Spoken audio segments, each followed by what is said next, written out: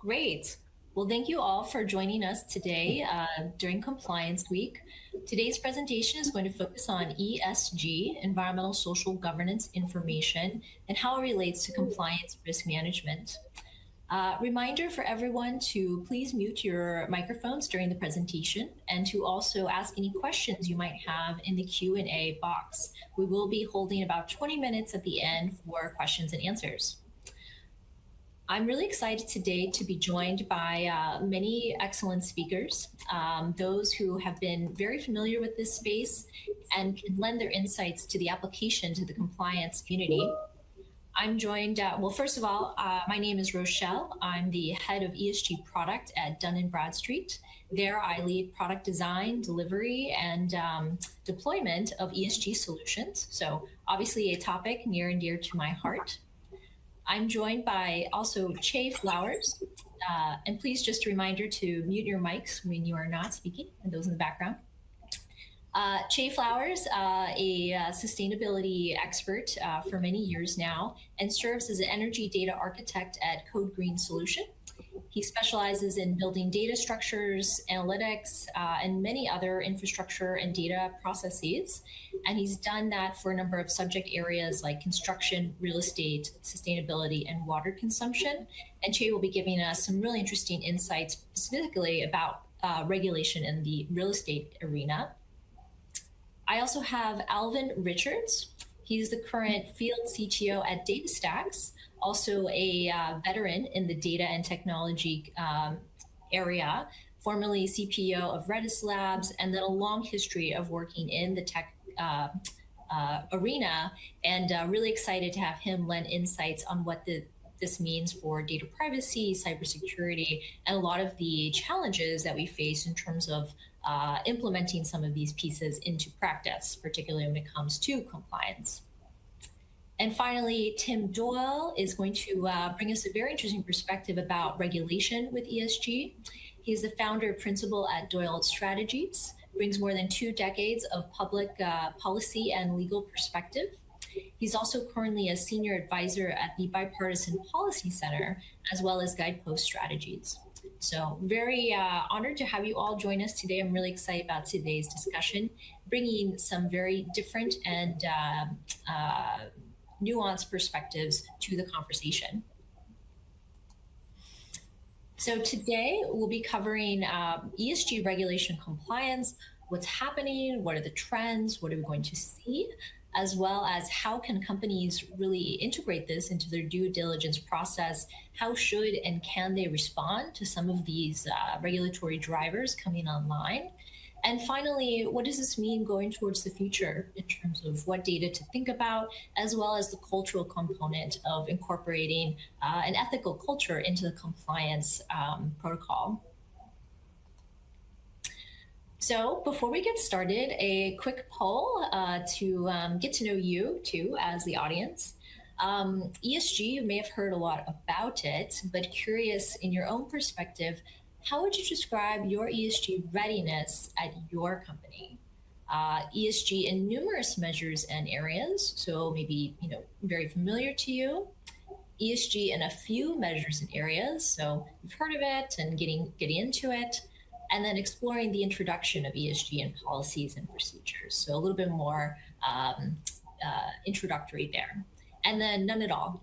So I'll give us about 30 seconds to respond, and then we'll see where everybody's at.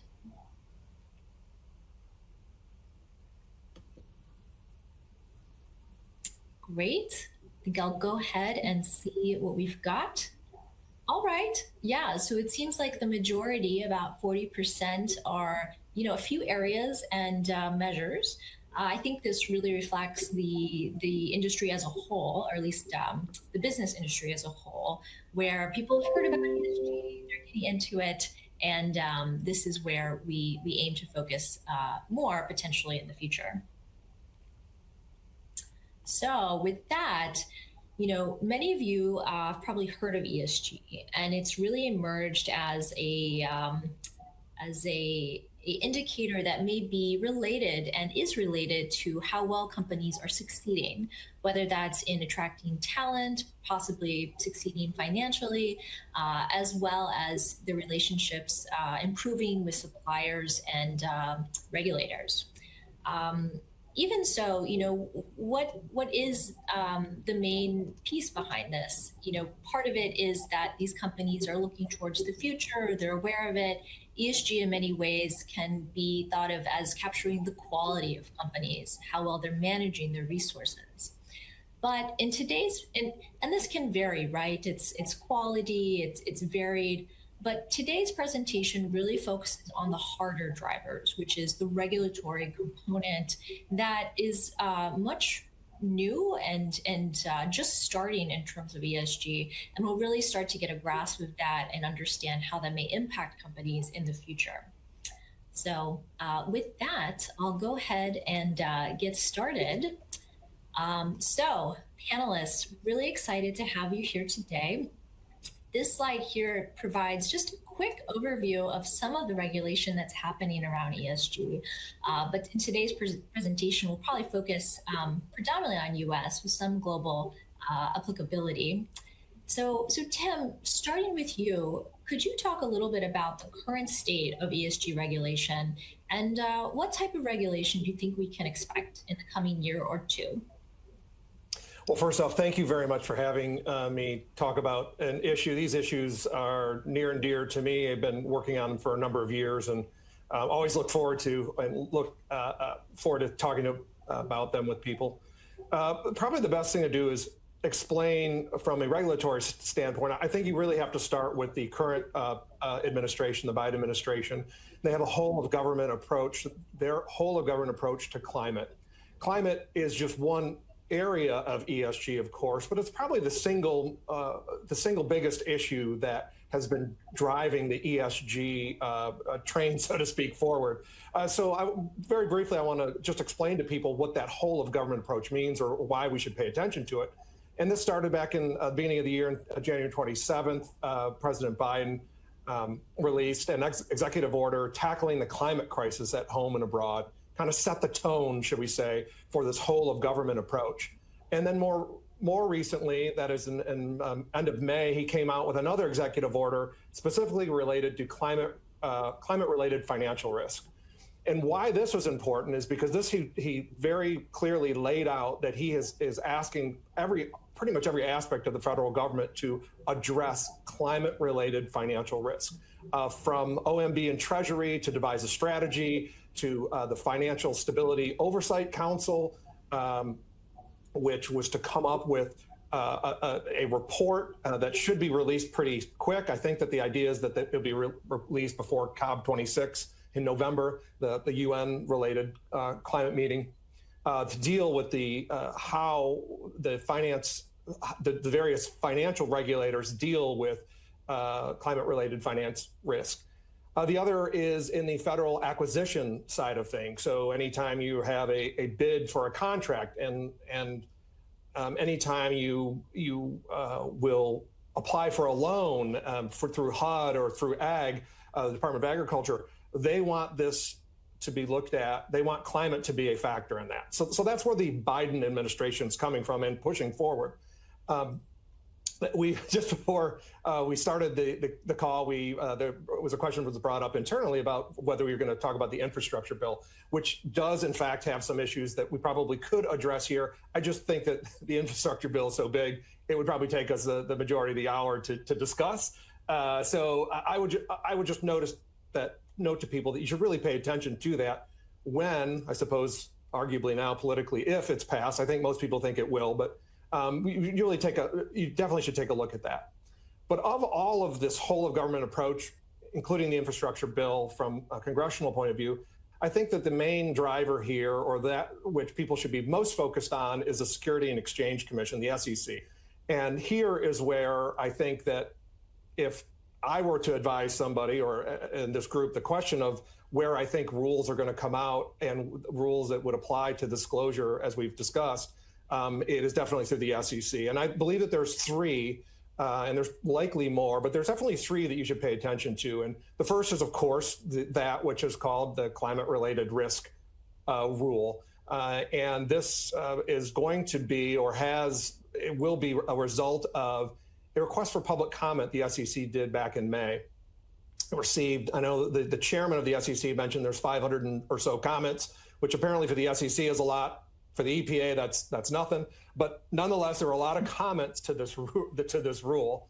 And that as a result of that, they expect a rule. And I know just recently, and it's probably worth mentioning, that Chair Gensler in, I think it was July 28th or so, the end of July, gave a speech, and he talked about this rule. And he said that he told the staff that he wanted this by the end of the year. And this rule, his rationale, or what the SEC's rationale for a climate-related risk rule would be that investors are asking for more information on climate, quite specifically. And they're looking for some more consistency, comparability, and specifically decision useful information for disclosures. Now, of course, most companies know, and those that are probably watching, that companies disclose a number of ESG-related data points and topics already. In fact, I think it's something like 90% of S&P 500 companies file a sustainability report, which almost by definition includes ESG information. And I think 2/3 of the Russell 1000 index do the same. So there's certainly a lot of companies that are already down the road. But I think the rationale, again, from Chair Gensler and others, has been that the investors are looking for something consistent and comparable. Which is why we're going forward. Time is going to be by the end of the year, although the regulatory agenda for the SEC said in October, the October timeframe. So some of these rules that I'm going to talk about here may come out starting in October, but I know that the chair Gensler wants this out by the end of the year. Wow. So the other thing too that's probably interesting is the fact that this is a little bit different than we've had before. There certainly are requirements to disclose climate-related issues already, and the real question is whether those are robust enough. And so that is one of the big things here, is that they are kind of changing the model from what they refer to as a principles-based disclosure to a more prescriptive. In other words, the SEC is going to tell the company what to disclose, as opposed to the company deciding what is material and then choosing to disclose it. Yeah, so that's a really tough argument, right? It's like traditionally companies don't need to disclose more than what's financially material, but I think there's a general question if companies know enough to determine that in climate, given the uncertainty in terms of frequency of events and severity and so on. So that's super interesting. Thank you, Tim. Look forward to hearing more about how companies are going to manage that in the future. So that is, the environmental dimension of ESG. Moving on to maybe the social and sometimes governance dimension of ESG around data privacy and cybersecurity. You can see from this slide here, there's a number of different areas ranging from California to the GDPR in Europe to even in China around data privacy currently and also emerging. So Alvin, what are you seeing on this topic? What is the current regulation and what trends do you think may occur? Great question. So I come from the world of data and data infrastructure. And, increasingly with the regulations in the US and Europe, there's more concern about how data is used, where it's used, but also the provability. As organizations become more data-centric, they're starting to build data products, they're using machine learning and AI, there's a whole new raft of risk and compliance that organizations are going to need to consider and think about, even though there may not be regulation for it at the moment. There was some great report by RBC recently that showed the difference and the gap between Europe and the US in terms of ESG regulation and what was important for those organizations. So for any organization that's managing regionally or globally, they're going to have to look very carefully at how not just the regulations changing, but how the perceptions are changing in each one of those areas. Ultimately, in terms of sort of the data side, if you don't have a chief data officer, now is a really good time to start thinking about it, because as always, the legislation takes time to catch up. And so as organizations move with a data-first strategy and become more data-oriented companies, you're going to need to have those processes, controls, and procedures to understand the efficacy of how you're using the data that you've already captured. And be certain that there'll be regulations that will be following up that you'll then have to start managing towards. But I think the biggest challenge coming forward is how organizations are going to use the data they have, especially once they start doing machine learning and AI, in order to manage in a ethical way and to meet those regulations. The thing that people often forget about is, as they do these sort of AI experiments, the data you train your model on is a subset of the data that you have. But the new data you put in changes how those models behave, right? So any model may have some bias in a particular direction. It may have a social bias or a demographic bias, which is not obvious until you've been using it for some time. And that may lead you into at least some ethical hot water, if not legal hot water. And so I think it's understanding the future problem now will help organizations start to manage their data in such a way that they can meet all of their obligations. Definitely. Yeah, thank you, Alvin. I think it's an interesting transition we're seeing, where companies previously have just been trying to really leverage data for insights and revenue generation. How can we create the capability to get the most that we can out of data? But we see a transition now from that to, even if we can do that, is that the right thing to do? Are there additional implications we need to think about? How can we do this in an ethical and also compliant manner as those regulations do come online?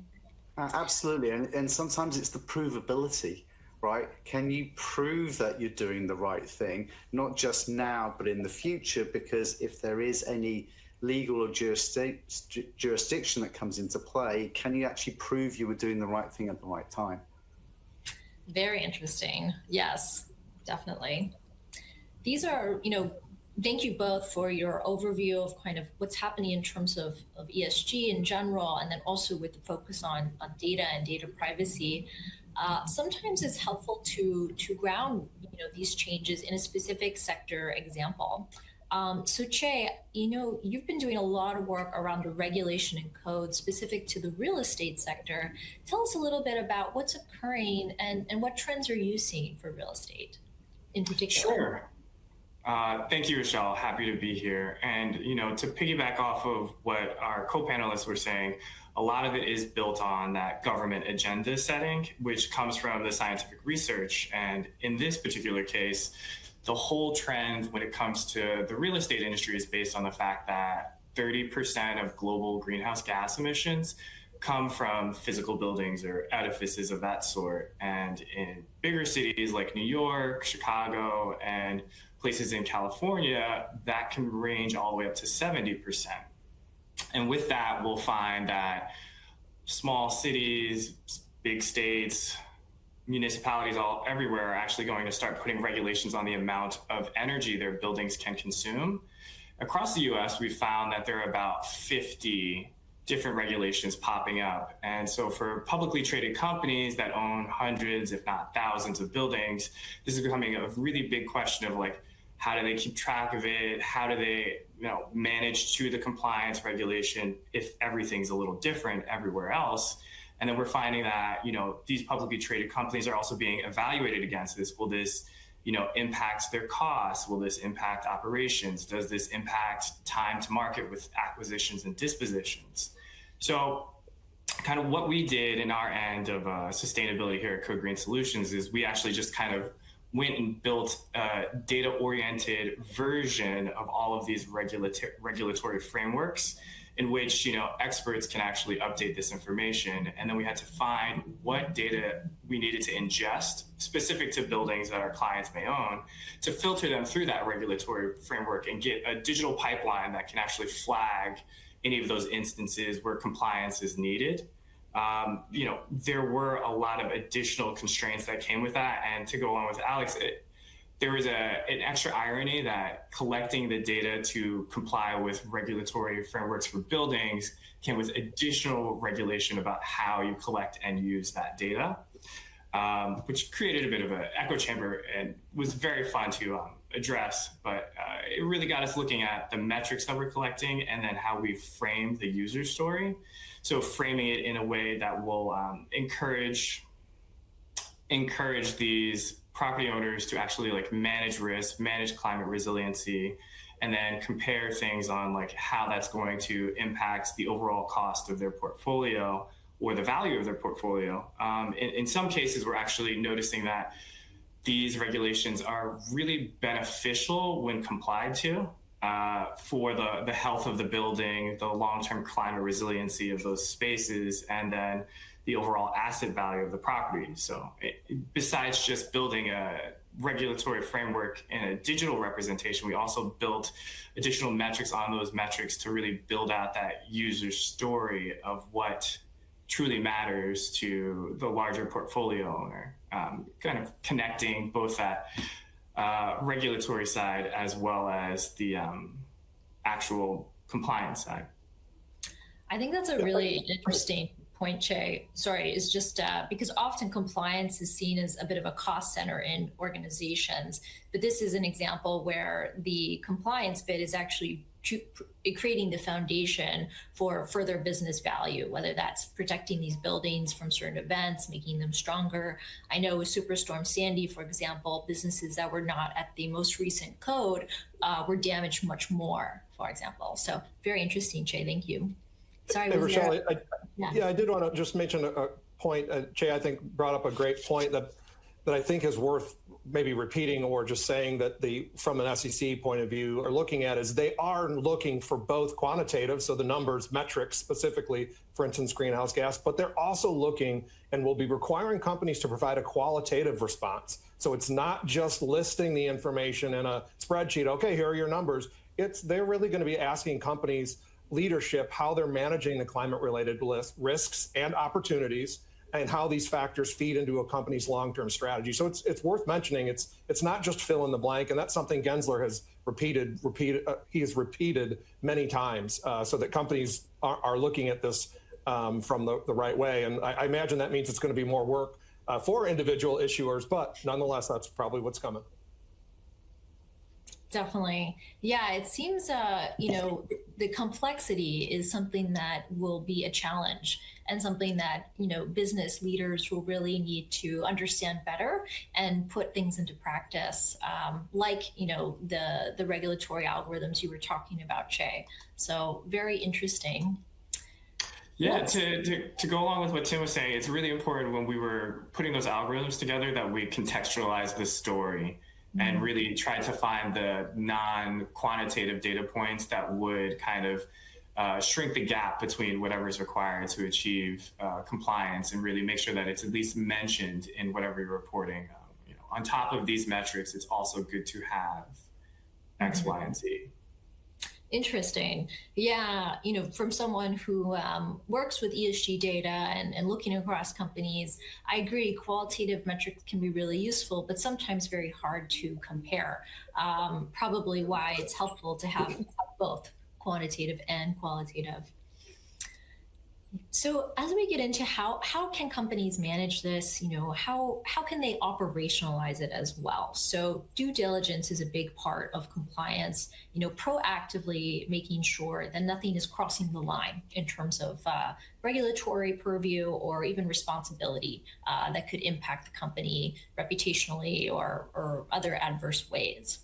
So maybe, going back to Tim, what should companies be thinking about in terms of proactively maybe incorporating some of these pieces into their disclosure, or at least getting ahead of some of the regulation that might be coming online? Yeah, well, probably the best thing to do for any corporation that's looking at this, and of course we've talked about, Rochelle, before, is that a lot of companies are in different spots in the progression through the disclosure. Some multinational companies are really far along, and it's just a matter of recategorizing some of the information that they've already put in their sustainability reports, or in some other fashion have been disclosing already. And so it really depends kind of for what companies should do is where they are. And so I would probably start with, first question is, are you producing a sustainability report? And if you're not, you should be looking at doing at a minimum, as I mentioned before, because so many of the companies already are. And then I would say look to other similarly situated in your sector companies. What are they doing? What are they disclosing? Pull their 10Ks. Make sure that you are in line with them, because that's what the SEC ultimately will be judging you over until there are these prescriptive rules that are coming. So that's probably where I would start with a response of what companies should be doing right now. Mm-hmm. Got it. And what about you? Oh, sorry, go ahead. Yeah, I mean, I look at it from the internal side, which is what can you publicly disclose is one thing, and keeping up with your peers and regulations is an important side. Coming from the world of data and data scientists and developers, they're having at it with the data right now in your organization. And so I think probably the more important question is, how do you start managing that internally without that need to publicly disclose it? What should you be doing in place and putting in place so that you can use that data and the information you have at hand in ethical and compliant ways, even without that regulatory framework in place, so that you don't have to try and retrofit all of this later? Right. What's that governance process look like today? Whether or not it comes online, definitely.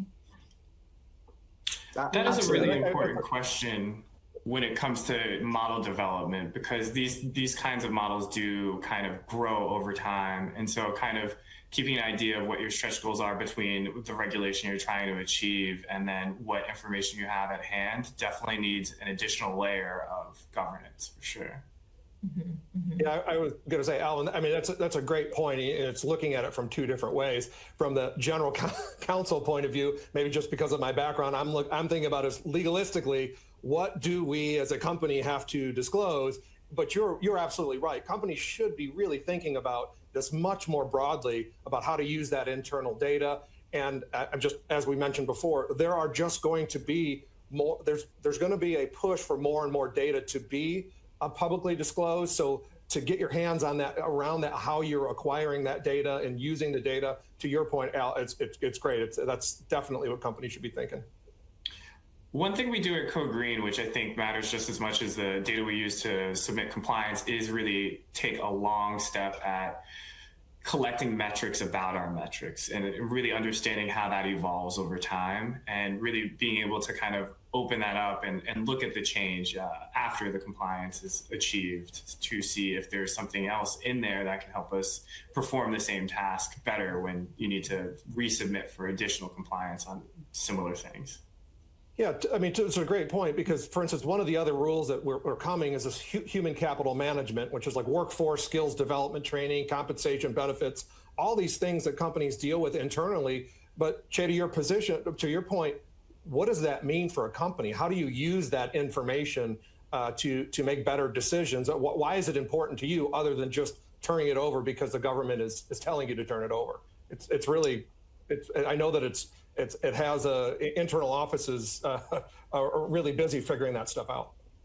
Yeah, and I think it sort of becomes a sort of internal track and trace. Where did this information and data come from that I made this decision? And where was that data then used to make subsequent things, right? Mm-hmm. It's the classic case of a number turns up in a spreadsheet that caused all of these other decisions to be made. How was that number derived from? what data sources were they trusted? And so I think that sort of provability then goes into that compliance framework, because ultimately, at some point you have to answer for, why did you make that decision? Why did you go left versus right? And the source of how that decision is made is going to become a critical part of that compliance picture. It's super interesting because, data-driven organizations is relatively recent, right? It's really in the last 10, maybe 15 years that companies have started to really leverage the influx of data to make decisions. And again, it's this inflection point to a certain extent where now they need to be even smarter about this data and, really trace it and track it at a time where company resources are probably very tight, right? So you're getting this tension between needing to keep up and be proactive versus just operating your business successfully in a COVID stressed world. But I think that point about translating that investment in tracking and tracing and provability and all of that into the business value is really going to position companies to navigate a changing landscape more successfully and hopefully derive more value too. So I think those are really excellent points. Mm-hmm. Right, and there's one final part, right? And you're right. Many organizations are becoming data-driven, data first, right? And so they're seeing data as a way to compete, to be able to gain an advantage because of the insights that they have in the data that they've already gathered. The big change that's going to be happening over the next few years is this sort of data was a sort of offline data science project that happened in a dark corner, and people came up with reports, and then people changed the process. What's happening is that all of that data is now being used in near real time. Your credit score, your credit worthiness on this application is being analyzed down to sort of micro level details about you and your context. And I think that means that how the data gets used and the provability of that data becomes even more important because it's getting highly tailored to the particular event that's happening. It's not some broad general algorithm. It's like, we've got these 500 data points about Rochelle, and we're going to make this decision today based on how the model looks on what we've gathered. And I think that just sort of exacerbates the general problem, which is you can't sort of, it's difficult to catch afterwards. You have to kind of plan and build the processes in the front in order to actually use this data in the right way. Definitely. And, I suppose also thinking about compliance is not just making sure a business doesn't cross the line, but also how do you implement a compliance culture into a company? Because compliance professionals can only do so much, right? If employees are crossing the line and maybe thinking about unethical activity, that can always reflect very poorly on the company. So a big part of this is, how do ethical companies develop more? And ESG, in a lot of ways, kind of captures that piece, right? So curious in your thoughts about that, in terms of this emergence of ESG, but also of trying to help that drive, more ethical conduct for companies. I think that's really where it comes into contextualizing the story. For example, one thing you can use in real estate to predict the amount of energy a building would use is just walking traffic data of who goes into what mall at what time, and then what kinds of projects can you implement at the building to make it more energy efficient. But at the heart of that, you're starting to learn about people's walking patterns throughout physical spaces, whether they go to Starbucks or a retail store to buy clothing. And so really contextualizing the story in terms of the business value, like Alex was saying, before you even produce the metrics, and then being able to kind of hold on to that as you go through the entire data pipeline really does build those buffers into place before it's too late. Yeah, definitely. Mm-hmm. And then there are instances where the E does combat with the S and the G. Perhaps in terms of real estate, that's with terms of acquisitions and dispositions. Some may be more likely to buy a building inside a regulatory zone because they know the building comes with certain, climate resiliency checks. Others may be less likely. And, that does have impacts on the long-term viability of actual neighborhoods. Mm-hmm. Yeah, definitely. I'm sure there's a cost component to having a more climate resilient building sometimes that may only be accessible to certain people and certain companies. Definitely. Yeah. So there's a lot. Oh, sorry. Go ahead. Well, I was going to say, Rochelle, I kind of thought about the question a little bit slightly different in the sense of when you kind of ask what, we're thinking about the role that companies should play in this. And of course, there are ethical, legal things that companies just are not able to do. And so I'm assuming the question is more above and beyond the legal obligation of what a company should do. And then, so that's kind of how I looked at it when you brought the question or was thinking about it, which is kind of then the role of a corporation. What is that role? And of course, we've been talking about that in Washington quite a bit as of the last couple of years about this, with this change from a shareholder-driven, bottom line driven focus of a company to a broader stakeholder, what some people refer to as stakeholder capitalism. And so it's, I feel like you almost have to start there. Like, where are we? What is the role of the company to then really get the answer to your question about whether a company can play a role in ethical expectations, and in particular, the purpose or the gist behind the ESG kind of movement. Yeah, and perhaps it's easier also to think about how companies also influence regulation, right? With the ESG, I'm sure many of those comments were from companies. And as it relates to the data perspective, there's a tension between being able to use data freely versus having to adhere to different regulation and so on. So in those engagements, there's obviously a lot of different factors involved, but if we're thinking about it in terms of an ESG perspective and pursuing ethical companies, I think a lot of the points you all brought up about the governance component, traceability, replicability, being able to think about these things down the line, and then also think about the impacts down the line. I mean, climate's a big example where if you ignore some of these things today, your costs in the future may be much greater. But perhaps, it's a balance that always has to be weighed, right? So yeah, it might be easier just to think of it in terms of that conversation companies are having, rather than so much the philosophical component, even though that's obviously, part of it too.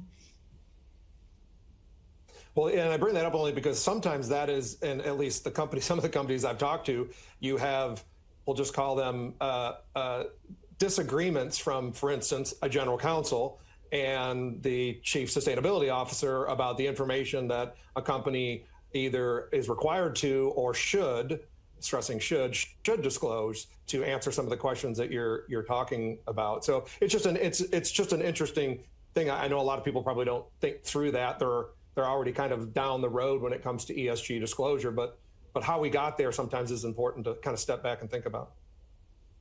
Definitely. And Alvin, I know you'll have to leave us earlier than the allotted time. Was there any last thoughts you wanted to leave us with in terms of, looking forward and ahead of data and data privacy, or any, reflections on how companies are managing that today? Yeah, so thanks. So, I think there's one area we didn't talk about, which is cybersecurity. And, every day there's another Fortune 1000 company with a data breach, et cetera, right? And so, I think that there's a whole nother subject about, that a zero trust policy of data and that data infrastructure in order to ensure that you can keep the data you have confidential and private. But ultimately, I think in many organizations I see the ownership of data is split between many vertical lines of businesses, and that central point of control is sort of IT. And I think that means that trying to create some of these data policies and trying to manage the data to meet all these internal or external needs becomes increasingly difficult if there isn't a point of ownership. Right at the beginning, I said, if you don't have a chief data officer, really think about having a chief data officer.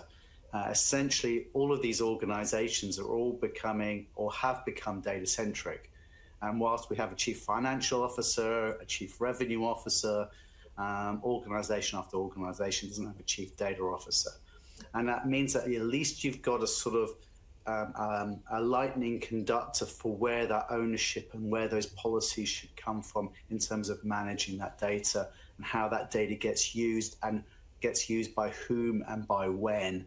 And I think that's one of the critical first steps, is to have that point of control and point of ownership so that you can start developing those processes and those standards that you want to follow internally before legislation catches up. Mm-hmm. Definitely. Yeah, and I think it's interesting too, where you obviously don't want to cross any legislation, right? And we do see increasing enforcement, particularly around data privacy, cybersecurity, and ESG, right? The SEC has 2 investigations into ESG greenwashing, into, I think, definitely a US firm, and then I think a UK firm as well. So you start to see that, but even beyond that, right? Even if it's not a company, getting caught, so to speak, there's still a lot of reputational elements to it and customer preference elements. So part of it's also being in touch with what customers want in terms of, the sustainability of their products, the safety of their homes or, their own data, and also how that might reflect on companies too. Absolutely. I mean, I think that to build that relationship and that intimacy with your customers, then you've got to build trust, and trust is part of essentially what companies are trying to build that foundation on, and that means that you've got to treat all of that aspects of that relationship like it's fine porcelain, right? You want to look after it, nurture it, put it somewhere safe, and you want to avoid any kind of nasty accidents with it, because as soon as it hits the floor and shatters, you've kind of lost it. And I think that's kind of one of the difficult things for organizations to learn is trust takes a long time to build, but gets lost in a second. And especially in the data end of this equation, it's really easy for those data assets to get out of hand or be used in ways that wasn't their intended purpose. And in the process, you may not break any legislative or legal rules, but you've probably broken a whole bunch of ethical ways that you wanted to treat that data and the way you wanted to engage with those customers in that community. Well said, definitely. Well, Alvin, thank you so much for your insights today. Pleasure having you. Thank you so much. Great, really enjoyed it. Excellent. Small little plug, if any companies today on the call are interested in getting a ESG-free analysis by Dun & Bradstreet, you can go to the link here and check that out. Very happy to talk with you all. But also moving on to the Q&A, we have a couple questions in the chat, and then I have some questions as well. So we have one here specifically to ESG in terms of investment. So how can wealth management firms that onboard third-party managed funds, so onboarding other funds, best assess the ESG objectives of the funds via use of the data? What are the best practices in using data for onboarding and conducting due diligence on third party? So here, it's not just the company itself, but any type of businesses they're taking on, and also businesses in terms of investments as well. I guess maybe we can start with you, Tim. Any suggestions there, and then also Che, your thoughts as well. Yeah, well, definitely keeping my regulatory hat on, I can say that in Gensler's July 28th speech that I mentioned earlier, he did talk about ESG funds, and in particular, what it means when a fund has the name green or sustainability or low carbon attached to it. And he's asked his staff to figure out if companies should disclose, to the question, I think, to the person that answered the question, is to disclose the criteria and underlying data that they use. And they may look at holistically look at what they call the names rule about how these funds are named to begin with. So I think the SEC is seeing, there's a number of SEC's, well, a number of the commissioners have already indicated and have for a couple of years now that they're concerned with the growth of, quote, ESG funds, because they're not sure that they're not sure that there's a regulatory framework to make sure that when people buy an ESG fund or they go to an ESG fund, that it is what they think it is. Some people that invest in ESG funds are called impact investors, and others want just that the asset manager to have reviewed ESG criteria in the same way that they review financial, and provided that's done and appropriately done, then they're okay with the fund. So there's a lot that's still being figured out here in DC, that's for sure. Got it. Yeah, it sounds like we should look out. Mm-hmm. This is definitely a tricky one. I would definitely say on the data and metrics side, the real question is like, what additional data is available to you when it comes to looking at these funds? Do they give you overall greenhouse gas emissions of some sort, or are they at least supplying some sort of data governance or ESG governance kind of a checklist that comes along with these funds that you're looking at? And it's pretty easy to see what's missing in that kind of a list, and that's usually the first sign on what kind of decision point you want to make based off of it. Less more about the specific data, because many companies are in different industries and they're trying to cater to a particular number or data point that other companies won't. But always looking at what's not in that list for the overall fund is the first step there.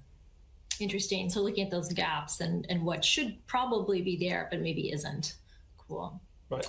And Jay, you bring up a good point too about there are different metrics and likely will be from a regulatory point of view on different sectors of the economy. So not every company is going to be treated the same, nor should you look at every company the same from an ESG lens. Exactly. Yes. It would be simple to boil everything down to greenhouse gas emissions, but they're completely different industries in which that kind of a number would come together. So you really shouldn't compare that across industries. And even GHG emissions is quite difficult to capture sometimes, right? So it's very tricky. Yeah, it is. We only have. Sorry. I was going to say, yeah, especially when you're talking about scope 1, 2, and 3 emissions, but that's maybe for a different conversation. Yes, we don't want to, overwhelm our audience. Just kidding. I know we only have one more minute, so this was so excellent to have you all, and thank you, audience, for the questions. I think in our last minute, there was a question about, does this also apply to private companies? We talked a lot about public companies today, but quick thoughts on that. I can jump in with a short answer, yes. We found that many private companies that work with Code Green, when working with investors, the investors are requesting ESG-related metrics, and we do have to supply that information. And from a regulatory point of view, obviously the SEC regulates publicly traded companies, but the current administration, as I started my comments off with, have taken an approach that they are going to have the entire purview of the federal government looking at this and requiring it. So from getting a loan to any kind of other aspect dealing with capital